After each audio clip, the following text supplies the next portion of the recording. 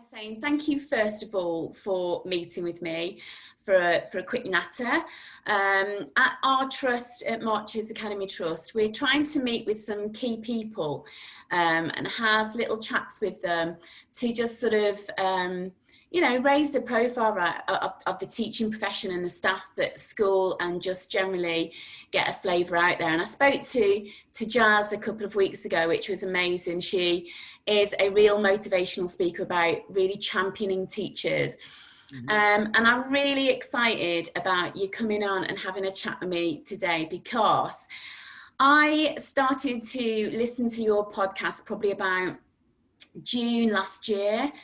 And I am totally backdated with things that I've got to catch up because you've done so many.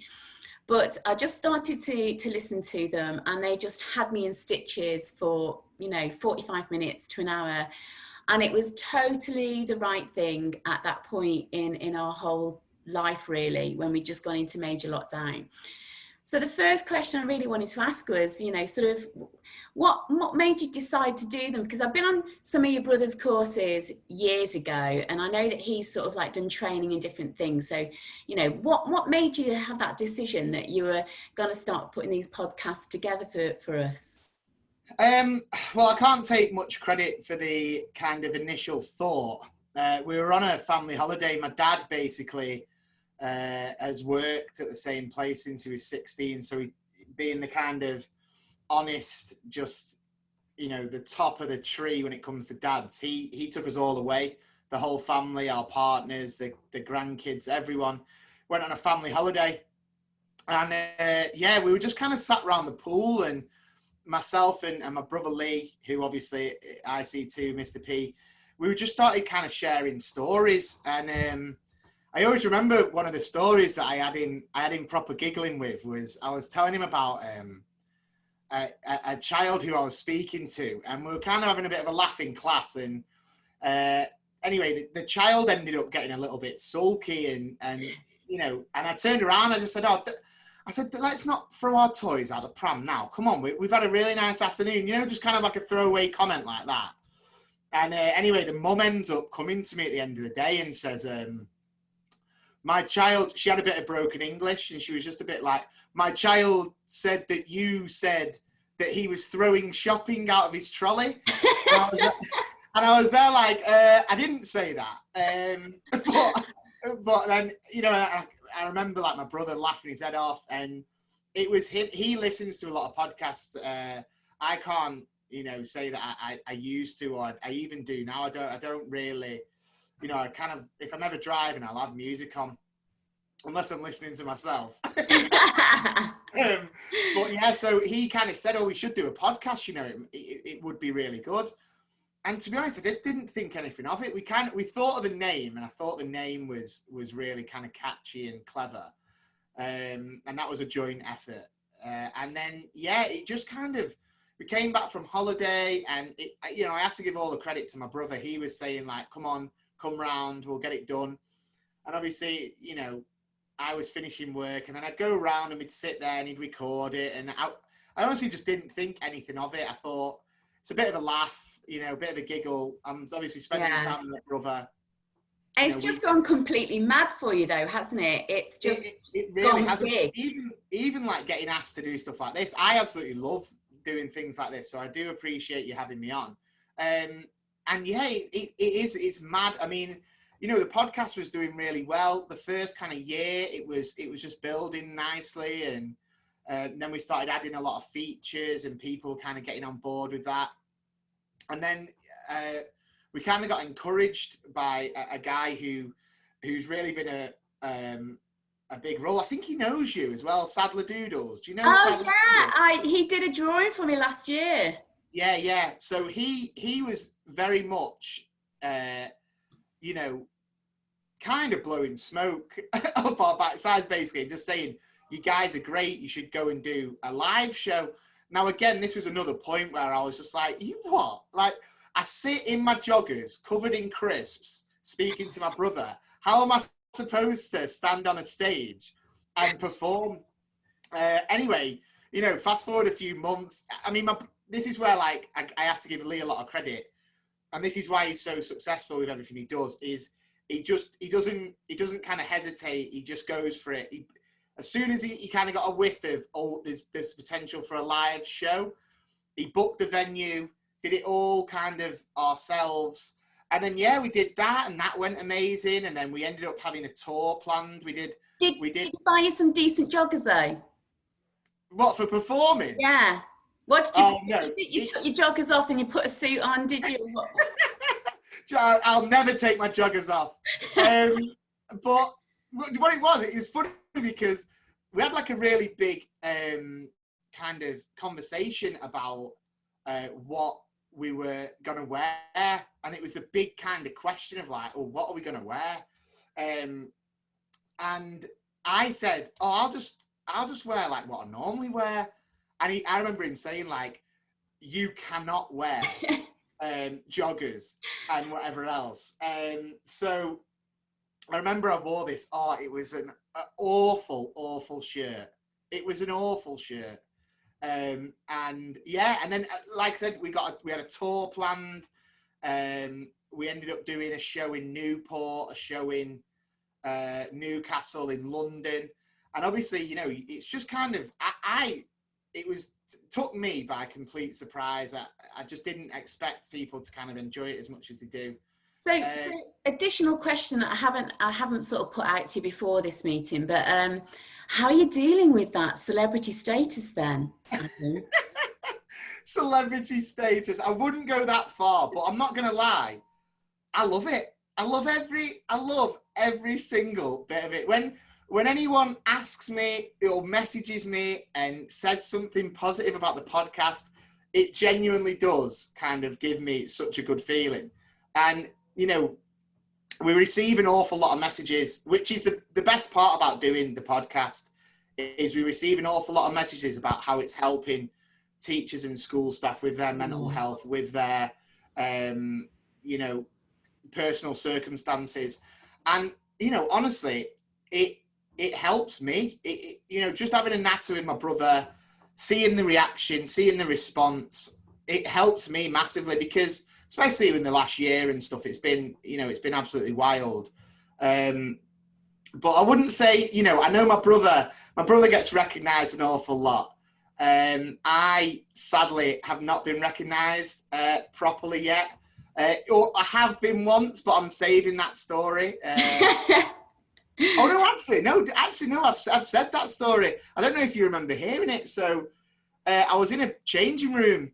I was in a family swimming changing room. Oh, crikey! I listened to a podcast recently, and I was there in a towel. Oh. Yeah, I know. It's getting hot. And I was there, kind of chasing my little girl around, kind of trying to get her sorted. She's like 4, so prime time age to run rings around me. And a lady just came. She was there with the family, and she just kind of said, like, are you the other Mr. P? And honestly, I've never sucked in as much in my life. I was like breathing in, thinking, oh my God, this can't be the first time I'm getting recognized. It can't be. So yeah, but you know, I love it. I love it. I think from my point of view, though, connection is something that we've really, you know, learned a lot about, isn't it, over the last year? You know, we had these lives that we just took for granted, and then that was completely taken from us. And that whole social connection and talking to people and just going out for a quick drink and all those things, you know, I don't think we realised just the impact of those. And I think what, for me, you offered is listening into a chat, which was really, you know, just a lovely moment. You could just listen to you both chatting, having a bit of, you know, banter or casual criticism, as some people call it, and just having a bit of a laugh and just sharing stories.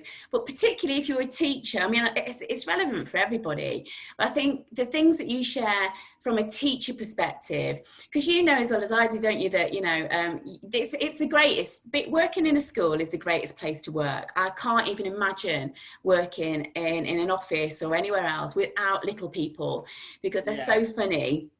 and you just share the stories that we all can relate to, that we all go, oh my God, that's happened to me.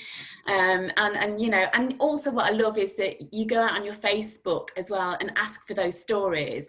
Yeah. So then you're sharing sort of like these stories that, you know that have actually happened, and as silly and as mad as some of them sound, they have actually happened, haven't they? And that's that's the amazing thing about the podcast is obviously we discuss kind of, you know, at the start we'll have a little bit of a discussion about what's happening with us, what's been going on with us, and then we'll go straight into kind of everyone else and the craziness and what's going on. And like you say, it's the best job in the world, because no day is the same. And obviously there's your ups, your downs, there's your tough days, your amazing days, obviously a lot more tough days in the past year or so.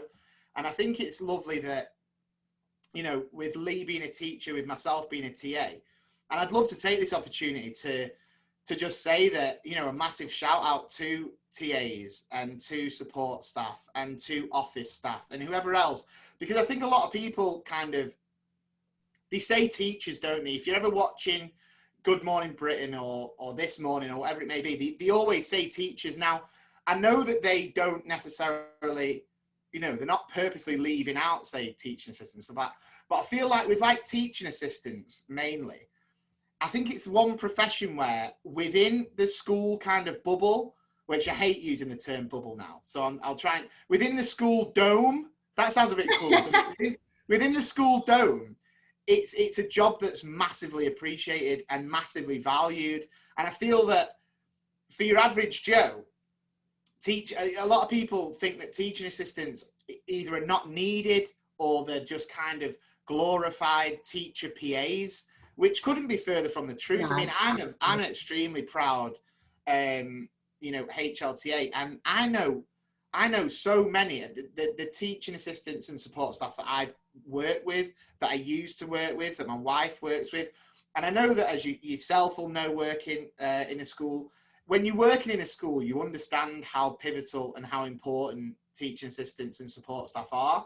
I just don't think other people on the outside give the same respect to the kind of name. No.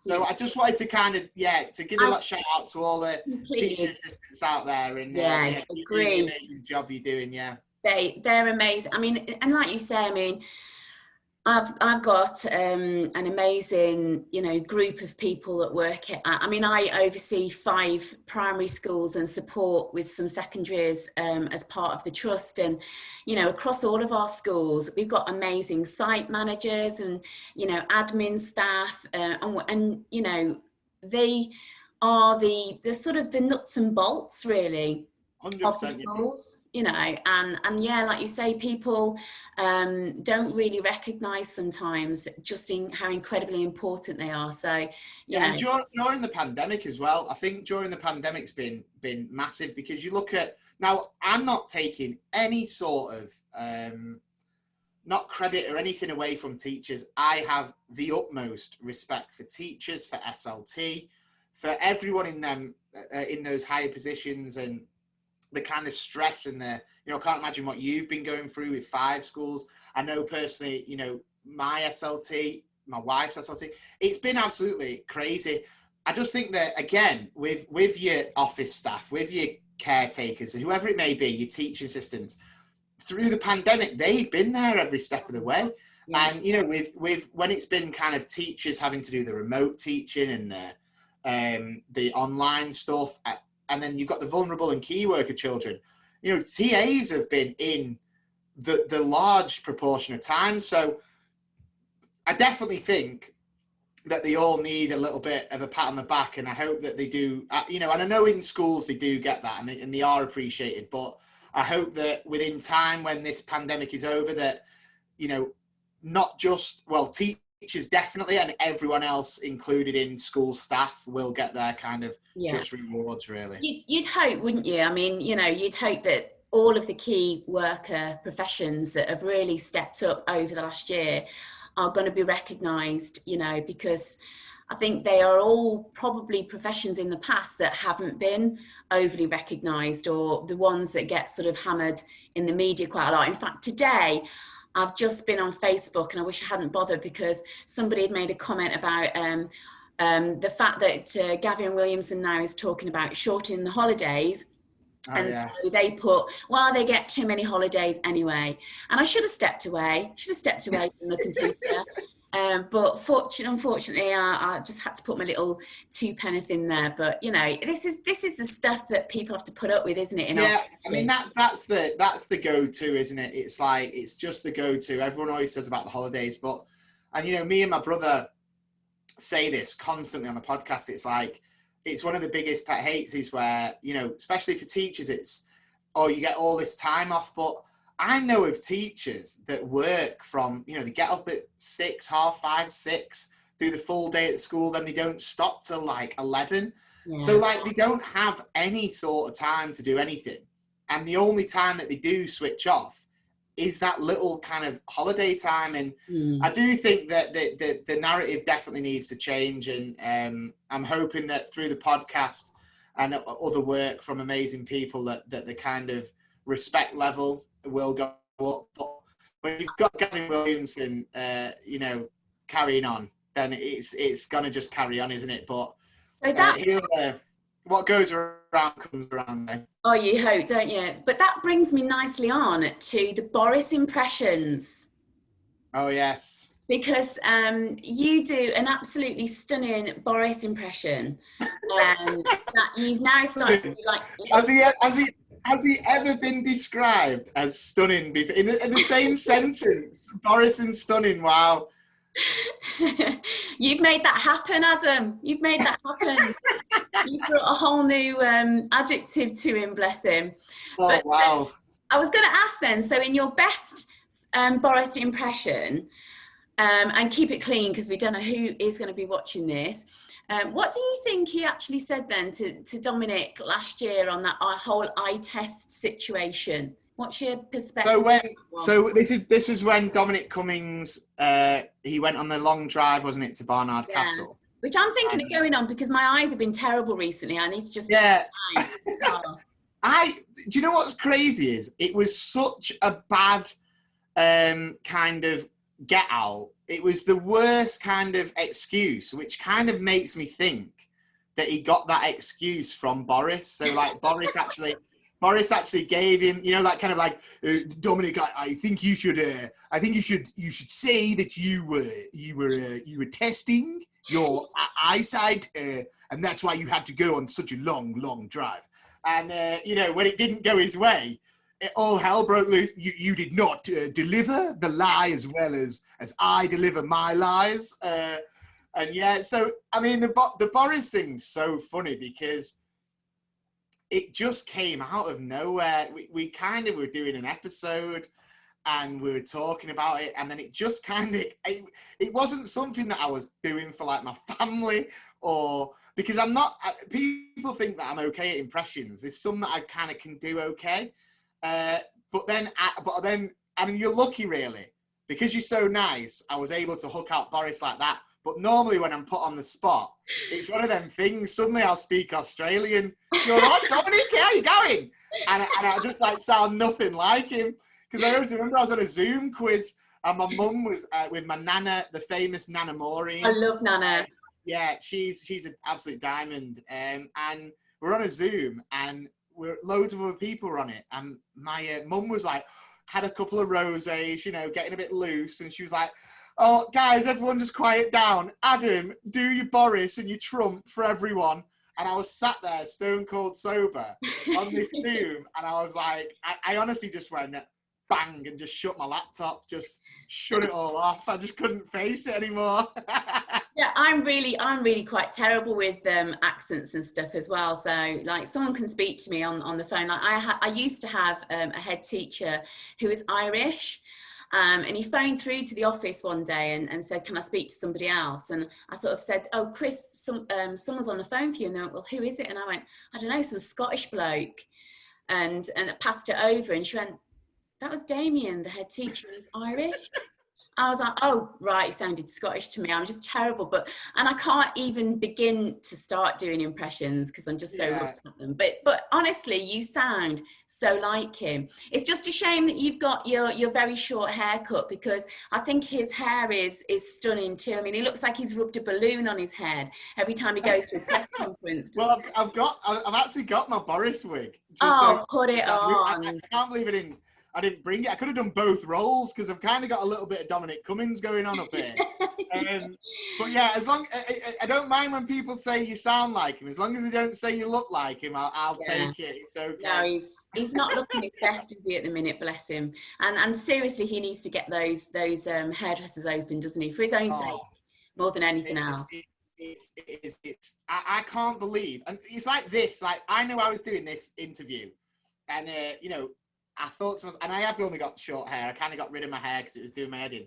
But I've even tried to put a little bit of something in my hair because I'm that kind of worried about, well, you know, conscious about my appearance. And if I'm on camera, I'm like, right, I need to look the best I possibly can. He's speaking in front of millions and trying to inspire the nation. And he looks like he's kind of put his hands on the tap, you know, like the guy does in Home Alone 2. And gets like electrocuted, and then suddenly he's like everywhere. I can't actually believe it. I always say he looks like he sits in front of a fan. Yeah. And just kind of lets the fan take his hair away, and then just steps out. I can't, even if you just had it combed over, just looking a little bit smarter. It's just, yeah, it is. It's a bit embarrassing. Sometimes the impression that like these people, you know, that go on TV and stuff like that, they've got people around them.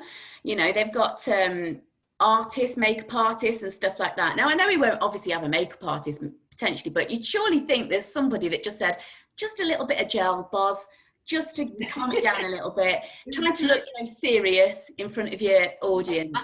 I mean, this is where you worry about like the yes men and, you know, the like yes crew, because if he walked out and was kind of going like, how do I look? surely one person would be like, you look a mess. Like, surely you're not going out like that, are you?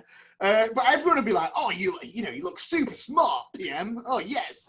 And oh, no, I can't do it. If that was me there, I'd be like, sort it out. I'd get the clippers out and do it for him. Yeah, it's easy for you. I mean, you know, us women, it's a slightly harder agenda with the old roots coming through and all of that business. But like for a bloke, it's pretty straightforward in a sense of like, you just get, you know, somebody you trust with the clippers just to give you a little bit of a going over, don't you? So exactly, yeah. I don't understand what the complexity of it is, really, to be honest. I wouldn't let my hubby near my hair with the clippers, but I could just give him a decent little tidy up. Well, that's the thing. I was getting to a point. See, my hair's really, really thick, and you know, I love it kind of quite short. And then once it gets past the point, it's a bit curly and it just looks a little bit of a mess. It's very difficult to style. So I just woke up one day and I think I was doing an interview with my brother and I just kind of styled it and I was like, oh, and I was using too much wax. I was like pasting the wax in, and then my pillow was rock hard and you know, it was horrible. So I just thought, you know what, I'm getting it all out of there. So, and then to be fair, I shaved it about 2 weeks ago. But it's looking pretty long now. I don't think it's looking too bad now. No, I mean, it suits you as well. I mean, not many people can carry off a short Barnett type situation like that. So do you know why I'm able to? Well, I appreciate that, thank you. But do you know why I'm able to pull it off? It's simple. 2 words: massive head. That I have got such a massive head. Like, I ordered a hat recently. And it came, and it was an XL hat, which I didn't even think they did. And it wouldn't fit on my head properly, like a little beanie hat. It looked like a little cap. And so I ended up having to give it to my 4-year-old little girl. You know, I've got the opposite though. My daughter, who is 18 years old, has always had a lovely term for me. She calls me P-head. Oh, P-head, yeah. And she says, oh, right, yeah. So you think no. No, I mean, like, that the term's famous. I wasn't any way saying that I agreed with your 18-year-old daughter, but I've known a few P-heads in my time. She says every time that I take a photograph with her, she says, my head looks massive, Mom, next to your head, because you've got this little tiny P head.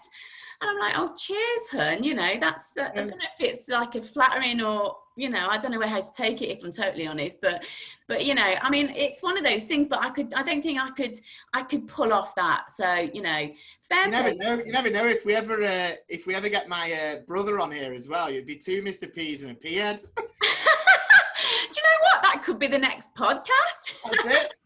Printing money. So before you go, I just wanted to ask, because I wanted to talk to you about what you were like at school, because I get a flavour from your podcasts that and I sent you a few ideas and questions because I was a bit worried you might go a bit rogue on me. So, and what makes you say that? But I was nearly excluded in reception, and then I turned my life around from that point. And so I was just wondering, really, what were you like at school? Because, you know, you work at a school now and you talk about giving credit to teaching assistants and teaching stuff, but what really were you like at school? Well, I don't, you know, for anyone listening or watching this, I think everyone knows the answer to that. It's difficult. I was cheeky and I was mischievous. I wasn't kind of horrible or nasty, but I was constant. I loved getting up to no good. I loved pranking. I loved wrestling and all of this kind of stuff. And it landed me in hot water many a time. I had a wonderful teacher in my primary school that kind of made me see the line a bit more, you know, so I didn't cross it as many times. I mean, don't get me wrong, I crossed it many a time after, but I was able to kind of, you know, play it a bit better. And I personally think I would have loved to have myself in my class. Do you know what I mean? Yeah. Someone who had a bit about him, who was able to have a bit of crack with the teacher, but then on the flip side, there would have been times where I would have hated having myself in the class because I just don't shut up. Yeah. Really? I don't know if you can tell. Yeah. But yeah, it was a funny one at school because, like I said, I never was like that bad where I was getting kind of like excluded or fighting or things like that. It was more on your day-to-day basis. Yeah, and yeah. Because I was that desperate to go out and play football and impress the girls and things like that, that if I got threatened with like a missed play or a missed dinner, then I'd be fingers on lips for the rest of the time. Yeah. I've talked about this on the podcast, on our podcast a million times, where I had a girlfriend right through year 5 and 6. I mean, really, we should be in the Guinness World Records for longest primary school relationship. And we held hands at one point, which, you know, I'm talking, it was steamy. Yeah. It was, it was seriously romantic, but you know, that's what I mean. I wanted to show off and then, you know, wind it back in so I didn't completely make an idiot of myself. But yeah, just to kind of sum up, I was okay. I'd like to say I was okay. I'd love to ask one of my old teachers. Oh, that would be fun. There's certain teachers that I would like to ask. There's definitely a couple who I would hate to ask because I don't think they'd be very complimentary at all. But you know, it's all kind of fond memories, and you know, I'm sure my mum and dad were the ones that were celebrating when I left because they didn't have to go in anymore. Because I'm the youngest out of my three brothers, and it was like, you know, IC2, Mr. P, the oldest, he went through, you know, really kind of one of the teachers' favourites. Then Ryan, my other brother, he went through school, you know, perfect record. And then there was me, and my mum and dad used to have to come in all the time. And looking back, it was, listen, there was never a dull moment. And yeah. I feel like that's what, and I always say this, I feel that the experience that I went through, like I said, it was never anything that bad. I wasn't horrible to people. It was just kind of, it was things like, I remember once, one of my best things I ever did in primary school was, you know, the primary school roof, and it's like them squares. I don't know what they're made of. Yeah, like, yeah. You can push them up. Yeah, they're like the tiles. Yeah, they're kind of like foamy material. I had a brand new sharpened pencil, and I was saying to the boys in the class, I was like, I'm going to flick this pencil into that roof. And then as soon as the teacher left the class, I flicked this pencil and it stuck into the roof. And honestly, the crowd went wild. And it was at that point I thought, I'm going to start a podcast in about 25 years and perform in front of crowds.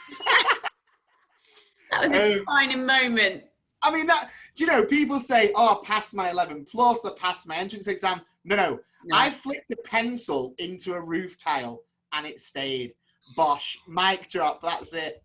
The funny thing is, you just said about meeting a teacher that, you know, and what would they say about you? I actually met a teacher a couple of months ago that was my reception teacher.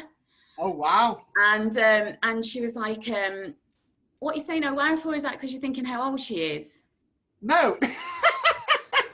No, I was thinking, didn't you say you nearly got expelled? Did you say you nearly got expelled in So yeah, so I was telling her about what I was doing now. And she went, do you know what? I think that's absolutely incredible. She said, because I didn't hold much hope out really for you, Carla, when you were in reception, if I'm totally honest with you. And it was because basically I used to get myself into a bit of strife in a few different wrong choices, as you'd probably call them now. Yeah, the wrong choices. I didn't like maths. I hated maths, and I was in a maths lesson. And do you remember the chairs that they used to have at primary that had the gap in the back? Yeah. So you'd have your back, and then you'd have a gap, and then you'd have the seat bit. So I thought that I could probably make it out of the class if I slid out the back of the chair and then sort of crawled around. And I think it's quite strategic thinking, which is probably where my future's gone, to be honest with you. But I thought I can get out, I can crawl around, I can get out of this lesson, I can be out in the playground within sort of 10 minutes and out of this lesson. But I probably at that point really sort of underestimated the chubster that I clearly was at that point, because I went through and then I got completely stuck. And so it all basically ended up where the caretaker had to come and actually saw me out of the chair, because I was so rock solidly stuck in it. They had to just cut one of the little metal bits and pull it apart and get me out. You know, and then I was sent home after that for half the day. Should have gone head first. Your head would have fit through that gap, no problem. I know. I mean, here's me thinking I was strategic, but I didn't think it through, did I? You know, but yeah, I did turn my life around after that point.